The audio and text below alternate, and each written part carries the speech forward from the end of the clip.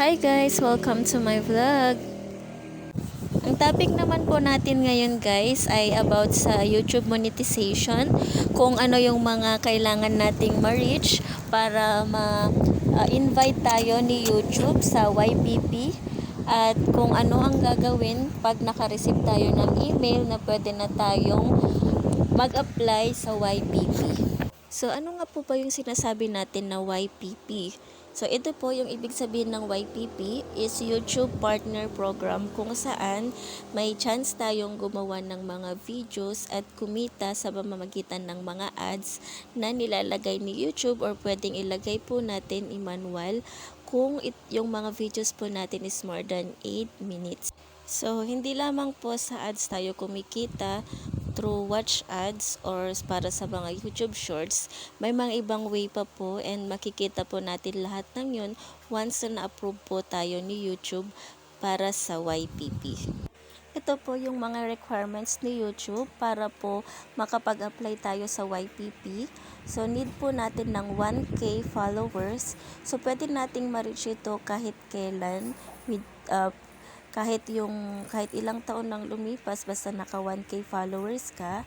And then next is 4,000 watch hours within 1 year lamang po. So 12 months, within 12 months dapat meron kang 4,000 na watch hours. And kung lumipas ang 12 months at hindi nyo pa rin na-reach yun, then magka-count na naman po kayo ng another 12 months. Or pwede naman po sa YouTube Shorts kung meron tayong 10 million views within 3 months. So within 3 months lamang po yun kung na-reach natin yung 10 million na views sa YouTube Shorts, then pwede na po tayong mag-apply sa YPP. So either 4,000 watch hour within 12 months or 10 million views sa shorts within 3 months. And question naman po ng karamihan, lalo na yung mga matagal na tigil sa pag-YouTube kahit hindi pa nila na-reach yung requirements kasi nahirapan sila at gusto nilang ituloy. So ito po yung paano kung more than 1 year ng account at di pa rin nare-reach ang requirements ni YouTube. So pwede pa rin po ituloy yan. So kung ilan na po yung naging subscriber nyo, within those years na napabayaan, i-continue nyo lamang po yun, counted pa rin siya, except sa watch hour. Kasi, ang ika-count lamang po ni YouTube, so 12 months lamang po. Kailangan within 12 months lamang ay meron kang 4K watch hours.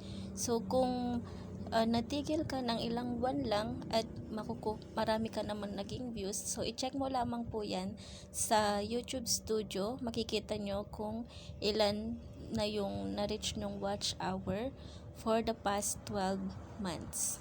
Bale, ito po yung sample guys. Kung makikita nyo dyan, galing po ito sa YouTube Studio under Analytics Overview. So, nakalagay dyan. Nilagay ko na lang dyan sa lifetime. Pag pumupunta ako sa watch time, diretso na ako sa lifetime. Kasi wala pa namang 1 year yung channel ko. Kaya diretso na lang ako dyan para makita ko kung ilan na yung na-reach ko. So, araw-araw ko po itong tinitignan or chine-check. Kasi gusto ko na rin ma-reach dati yung 4,000 na watch hour. So, kung makikita nyo, nasa 4,673.7 hours na siya. So, yan po sa lifetime kasi wala pang 1 year yung aking account. Pero kung alam nyong matagal na yung account niyo, so piliin nyo lang yung tamang time frame para po ma-check nyo kung ilan na yung watch hours nyo within the past 12 months. So, yun po. Bale, nung na-reach ko po pala yung 4,000 watch hour na yan, hindi pa po ako agad maka-apply kasi hindi pa siya updated. So, ipapakita ko po sa inyo yung isang screenshot ko Bale, ayan po kung makikita nyo. So, 3,977 pa lamang yung public watch hours ko for the last 365 days nakalagay po dyan. So, mas madali po itong i-check kasi meron na siyang nakalagay na last 365 days. Pero, paalala lang po, hindi po yan real time. So, late po siya ng I think 5 or 7 days po. So, maximum of 7 days. So, yun.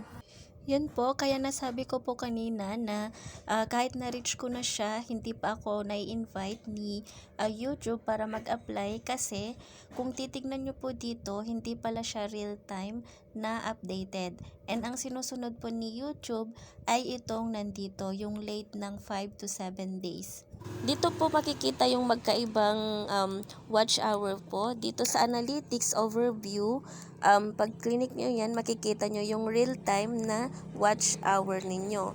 And then, dito naman sa earn, dito sa dollar sign, dito nyo naman makikita yung late na pag-count ni YouTube. So, dito po sa may dollar sign, dito po nakabase kung pwede na kayong mag-apply kay YPP. So, dito nyo po siya laging i-check. And finally, pag na-reach nyo na po yung threshold para ma-monetize sa YouTube, ganito po yung message or email na matatanggap nyo sa email nyo kung ano yung naka-register sa inyong YouTube account. So, ito po, congrats, yan. So, name ng vlog nyo. And then, sasabihin dyan, you can now apply to the YouTube Partner Program. So, start application nyo lamang po dyan and madadirect kayo sa pag-apply sa YouTube monetization.